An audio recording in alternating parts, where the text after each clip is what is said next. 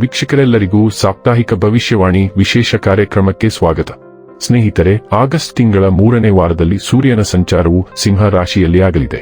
ಸೂರ್ಯನ ಈ ಚಲನೆಯಿಂದ ಕೆಲವು ರಾಶಿಗಳಿಗೆ ಸೇರಿದ ಜನರಿಗೆ ಬಹಳಷ್ಟು ಶುಭ ಫಲ ದೊರಕುವುದು. ಈ ರಾಶಿಗಳಿಗೆ ಸೇರಿದ ಜನರು ಆಗಸ್ಟ್ ತಿಂಗಳಲ್ಲಿ ವೃತ್ತಿ ಜೀವನದಲ್ಲಿ ಯಶಸ್ಸನ್ನು ಪಡೆಯುವುದರೊಂದಿಗೆ ಅಪಾರ ಪ್ರಗತಿಯನ್ನು ಪಡೆಯುವ ಯೋಗ ನಿರ್ಮಾಣಗೊಳ್ಳುವುದು. ಜೊತೆಗೆ ನಿಮ್ಮ ಆದಾಯವನ್ನು ಹೆಚ್ಚಿಸಲು ಅನೇಕ ಉತ್ತಮ ಅವಕಾಶಗಳು ದೊರಕುವುದು. ಜ್ಯೋತಿಷ್ಯ ಶಾಸ್ತ್ರದ ಪ್ರಕಾರ ಈ ವಾರ 5 ರಾಶಿಗಳಿಗೆ ಸೇರಿದ ಜನರು ಜೀವನದಲ್ಲಿ ಉತ್ತಮ ಬದಲಾವಣೆಗಳನ್ನು ಹೊಂದಲಿದ್ದಾರೆ. ವೃತ್ತಿ ಜೀವನದಲ್ಲಿ ಈ ರಾಶಿಗಳಿಗೆ ಸೇರಿದ ಜನರು ತಮ್ಮ ಕಠಿಣ ಪರಿಶ್ರಮಕ್ಕೆ ಪೂರ್ಣ ಫಲವನ್ನು ಗಳಿಸುವರು. ಆಗಸ್ಟ್ 17ರಿಂದ ಆಗಸ್ಟ್ 23ರವರೆಗಿನ ತುಲಾ ರಾಶಿಯವರ ಭವಿಷ್ಯವನ್ನು ತಿಳಿದುಕೊಳ್ಳೋಣ. ಈ ವಾರ ತುಲಾ ರಾಶಿಯವರ ಫಲಾಫಲಗಳೇನು, ಗ್ರಹಗತಿಗಳು ಹೇಗಿರಲಿವೆ, ಕೌಟುಂಬಿಕ ಸಾಮಾಜಿಕ ಜೀವನ ಹಾಗೂ ವ್ಯಾಪಾರ ವಹಿವಾಟು ಹೇಗೆ ನಡೆಯಲಿದೆ, ಅಲ್ಲದೆ ಯಾವೆಲ್ಲ ಸಮಸ್ಯೆಗಳು ನಿಮ್ಮನ್ನು ಈ ಸಾಪ್ತಾಹಿಕದಲ್ಲಿ ಕಾಡಲಿವೆ, ಅವುಗಳಿಗೆ ಪರಿಹಾರಗಳೇನು ಎಂಬುದನ್ನು ತಿಳಿಯಲು ಈ ವಿಡಿಯೋವನ್ನು ಸಂಪೂರ್ಣವಾಗಿ ವೀಕ್ಷಿಸಿ. ನೀವಿನ್ನೂ ನಮ್ಮ ಚಾನೆಲ್ ಸಬ್ಸ್ಕ್ರೈಬ್ ಮಾಡದೇ ಇದ್ದರೆ ಕೂಡಲೇ ನಮ್ಮ ಚಾನೆಲ್ ಸಬ್ಸ್ಕ್ರೈಬ್ ಮಾಡಿ. ಹೆಚ್ಚಿನ ವಿಡಿಯೋ ಅಪ್ಡೇಟ್ಗಾಗಿ ಪಕ್ಕದ ಬೆಲ್ ಐಕಾನ್ ಬಟನ್ ಕ್ಲಿಕ್ ಮಾಡಿ.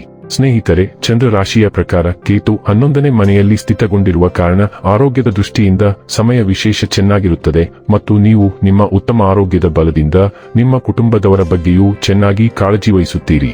ಇದರಿಂದ ಕುಟುಂಬದಲ್ಲಿ ನಿಮ್ಮ ಗೌರವ ಸಮ್ಮಾನದಲ್ಲಿಯೂ ಹೆಚ್ಚಳವಾಗುವ ಸಾಧ್ಯತೆ ಇದೆ. ಒಟ್ಟಾರೆಯಾಗಿ ನೋಡಿದರೆ ಈ ವಾರ ಆರೋಗ್ಯದ ದೃಷ್ಟಿಯಿಂದ ನಿಮಗೆ ಉತ್ತಮವಾಗಿರುತ್ತದೆ. ಈ ವಾರ ಚಂದ್ರ ರಾಶಿಯ ಪ್ರಕಾರ ಗುರು 10ನೇ ಮನೆಯಲ್ಲಿ ಸ್ಥಿತಗೊಂಡಿರುವ ಕಾರಣ ನಿಮಗೆ ಎಲ್ಲ ರೀತಿಯ ಅನುಮಾನಾಸ್ಪದ ಆರ್ಥಿಕ ವಹಿವಾಟುಗಳಿಂದ ದೂರವಿರಲು ಸಲಹೆ ನೀಡಲಾಗುತ್ತಿದೆ. ಇದಕ್ಕಾಗಿ ಮೊದಲಿನಿಂದಲೇ ಎಚ್ಚರಿಕೆ ವಹಿಸಿ. ಸ್ವಲ್ಪ ಹಣದ ಆಸೆಯಿಂದ ಯಾವುದೇ ಕಾನೂನುಬಾಹಿರ ಕೆಲಸ ಮಾಡಬೇಡಿ.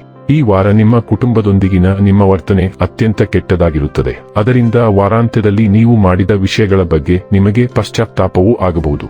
ಆದರೆ ಈ ಪಶ್ಚಾತ್ತಾಪದ ಹೊರತಾಗಿಯೂ ನೀವು ನಿಮ್ಮ ಕುಟುಂಬದೊಂದಿಗೆ ನಿಮ್ಮ ಸಂಬಂಧವನ್ನು ಉತ್ತಮಗೊಳಿಸುವಲ್ಲಿ ವಿಫಲರಾಗುತ್ತೀರಿ.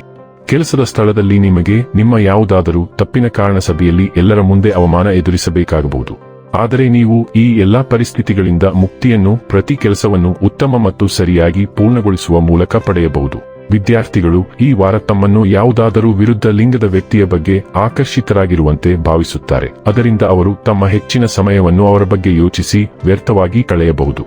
ಅಂತಹ ಸಂದರ್ಭದಲ್ಲಿ ನಿಮ್ಮ ಭಾವನೆಗಳ ಮೇಲೆ ನಿಯಂತ್ರಣ ಇಟ್ಟುಕೊಳ್ಳುವುದು ಈ ವಾರ ನಿಮಗೆ ಅತ್ಯಂತ ಪ್ರಮುಖ ಕೆಲಸವಾಗಲಿದೆ. ವೃತ್ತಿ ಜೀವನದ 10ನೇ ಮನೆ ಮಂಗಳ ಗ್ರಹದಿಂದ ಸಕ್ರಿಯವಾಗಿದೆ, ಆದರೆ ಅದು ದುರ್ಬಲವಾಗಿದೆ. ನೀವು ಹೆಚ್ಚಿನ ಕೆಲಸದ ಹೊರೆಯನ್ನು ಎದುರಿಸಬೇಕಾಗುತ್ತದೆ. ಒಂದು ತುರ್ತು ಕಾರ್ಯಕ್ಕೆ ತಕ್ಷಣದ ಗಮನ ಮತ್ತು ತ್ವರಿತ ಪೂರ್ಣಗೊಳಿಸುವಿಕೆ ಅಗತ್ಯವಿರುತ್ತದೆ. ಹಿರಿಯ ವ್ಯವಸ್ಥಾಪಕ ಅಥವಾ ಕ್ಲೈಂಟ್ನೊಂದಿಗೆ ಸಭೆ ನಡೆಯುತ್ತದೆ ಮತ್ತು ಚರ್ಚೆಯು ನಿಮ್ಮ ಜವಾಬ್ದಾರಿಗಳಲ್ಲಿ ನಿರ್ದಿಷ್ಟ ಬದಲಾವಣೆಗೆ ಕಾರಣವಾಗುತ್ತದೆ. ಬಾಕಿ ಇರುವ ಯೋಜನೆಯಲ್ಲಿ ನೀವು ಚಲನೆಯನ್ನು ನೋಡುತ್ತೀರಿ, ಆದರೆ ಮತ್ತೊಂದು ಕೆಲಸವು ನಿರಂತರ ಪ್ರಯತ್ನದ ನಂತರ ಪೂರ್ಣಗೊಳ್ಳುತ್ತದೆ. ವಾರದಲ್ಲಿ ವ್ಯಾಪಾರ ಮಾಲೀಕರು ಹೊಸ ವಿಚಾರಣೆ, ಆದೇಶ ಅಥವಾ ವೃತ್ತಿಪರ ಸಂವಹನವನ್ನು ಪಡೆಯುತ್ತಾರೆ. ಹೆಚ್ಚುವರಿ ಸಭೆ ಅಥವಾ ಗಡುವು ಸೇರಿದಂತೆ ನಿಮ್ಮ ಕೆಲಸದ ವೇಳಾಪಟ್ಟಿಯಲ್ಲಿ ನೀವು ಬದಲಾವಣೆಗಳನ್ನು ಅನುಭವಿಸುವಿರಿ. ದುರ್ಬಲಗೊಂಡ ಮಂಗಳ ಒಳ್ಳೆಯದಲ್ಲ, ಆದ್ದರಿಂದ ಕೆಲಸದಲ್ಲಿ ವಾದಗಳಿಗೆ ಅವಕಾಶಗಳಿವೆ. ಬುಧ ಸಿಂಹ ರಾಶಿಯಲ್ಲಿ ಇರುವುದರಿಂದ ನಿಮ್ಮ 11ನೇ ಮನೆ ದೀರ್ಘಾವಧಿಯ ಯೋಜನೆಗಳು ಮತ್ತು ಸಾಮಾಜಿಕ ಜಾಲತಾಣಗಳು ಸಕ್ರಿಯವಾಗಿರುತ್ತವೆ. ನಿರೀಕ್ಷಿತ ಪಾವತಿಯ ಬಗ್ಗೆ ನಿಮಗೆ ಸುದ್ದಿ ಬರುತ್ತದೆ ಮತ್ತು ಒಂದು ಹಣಕಾಸಿನ ವಿಷಯವು ಪೂರ್ಣಗೊಳ್ಳುವ ಹಂತಕ್ಕೆ ಬರುತ್ತದೆ. ಒಬ್ಬ ಸ್ನೇಹಿತ ಅಥವಾ ವೃತ್ತಿಪರ ಸಂಪರ್ಕವು ಕೆಲಸ, ವ್ಯವಹಾರ ಅಥವಾ ಹಂಚಿಕೆಯ ಯೋಜನೆಗೆ ಸಂಬಂಧಿಸಿದ ಪ್ರಮುಖ ಮಾಹಿತಿಯನ್ನು ಕಳುಹಿಸುತ್ತದೆ. ನೀವು ಹೆಚ್ಚಿನ ಕರೆಗಳು, ಸಂದೇಶಗಳು ಮತ್ತು ಗುಂಪು ಚರ್ಚೆಗಳನ್ನು ನೋಡುತ್ತೀರಿ. ಒಂದು ಸಂಭಾಷಣೆಯು ಉಪಯುಕ್ತ ಸಂಪರ್ಕಕ್ಕೆ ಕಾರಣವಾಗುತ್ತದೆ. ಸಹೋದ್ಯೋಗಿ ಅಥವಾ ಪರಿಚಯಸ್ಥರೊಂದಿಗೆ ಸಭೆಯು ಭವಿಷ್ಯದ ಯೋಜನೆಯ ಸುತ್ತ ನಡೆಯುತ್ತದೆ ಮತ್ತು ವಿವರಗಳು ಸ್ಪಷ್ಟವಾಗುತ್ತವೆ. ವಾರದಲ್ಲಿ ನಿಮ್ಮ ವಿಶಾಲ ಸಾಮಾಜಿಕ ವಲಯದೊಂದಿಗೆ ನೀವು ಹೆಚ್ಚಿನ ಸಂವಹನವನ್ನು ಅನುಭವಿಸುವಿರಿ. ಸೂರ್ಯನು 12ನೇ ಮನೆಗೆ ಪ್ರವೇಶಿಸುತ್ತಾನೆ. ಖರ್ಚುಗಳು, ದೂರದ ಸ್ಥಳಗಳು, ಖಾಸಗಿ ವಿಷಯಗಳು ಮತ್ತು ನಿಮ್ಮ ಸಾಮಾನ್ಯ ದಿನಚರಿಯಲ್ಲಿ ಬದಲಾವಣೆಗಳನ್ನು ಒಳಗೊಂಡಿರುವ ಒಂದು ವಾರವನ್ನು ತರುತ್ತಾನೆ. ಪ್ರಯಾಣ, ಮನೆಯ ಅಗತ್ಯಗಳು, ಅಧಿಕೃತ ಕೆಲಸ ಅಥವಾ ಇತರ ಅಗತ್ಯ ವೆಚ್ಚಗಳಿಗೆ ಸಂಬಂಧಿಸಿದ ಅನಿವಾರ್ಯ ಪಾವತಿಯನ್ನು ನೀವು ಎದುರಿಸಬೇಕಾಗುತ್ತದೆ. ನಿಮ್ಮ ಸಾಮಾನ್ಯ ಸುತ್ತಮುತ್ತಲಿನ ಪ್ರದೇಶಗಳಿಂದ ದೂರ ಪ್ರಯಾಣ ನಡೆಯುತ್ತದೆ ಮತ್ತು ದೂರದಲ್ಲಿ ವಾಸಿಸುವ ಯಾರೊಂದಿಗಾದರೂ ಸಂವಹನ ಹೆಚ್ಚಾಗುತ್ತದೆ. ಒಂದು ಸಂಸ್ಥೆ, ವಿದೇಶಿ ಸಂಪರ್ಕ ಅಥವಾ ಖಾಸಗಿ ವಿಷಯಕ್ಕೆ ಸಂಬಂಧಿಸಿದ ದಾಖಲೆಗಳ ಕೆಲಸವು ಗಮನ ಸೆಳೆಯುವುದನ್ನು ನೀವು ನೋಡುತ್ತೀರಿ.